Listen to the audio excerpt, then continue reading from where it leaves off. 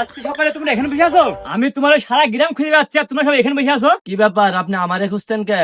আজকে সকালে শুনো, কাল সকাল 8টায় গোসল খাওয়া দাওয়া করি এই বড় রাস্তা চলে আসবে।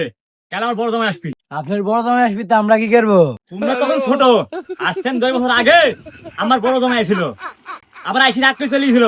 কারণ হচ্ছে শুধু টাস খেলার লোক ছিল না, তাই টাস খেলার লোক আগে থেকে জোগাড় করে রাখছি। জামাই আসিতেন রাগ না করে। চাচা আমি তো কাল থাকতে পারবো না, আমার খুব জ্বর। ঠিক ভাতিজা, তুমি এসব কথা বলো না।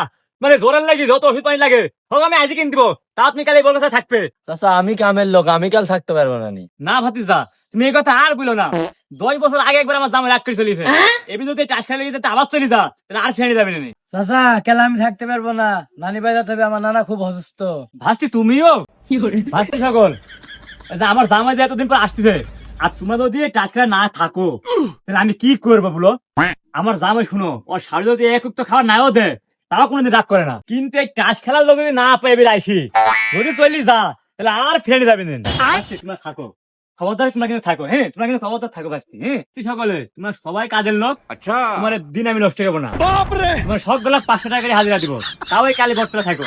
কাল সকালে তোমাদের দুলাভাই যখন আসে যাবি, হাতে টানি আসেন দুলাভাই, আসেন দুলাভাই তাস খেলি, এইখানে তাস খেলে রাখবে। দরকারে তোমার রাস্তা মানে আমি ওখানে দিয়ে যাবো। এরপরে তোমার দুলাভাই 3 দিন যা বাড়ি থাকবি, 3-4 দিনে আমার বাড়ি আসতে হবে। কথা কিন্তু এই থাকলে বাবু, এখন তুমি কাজ করো।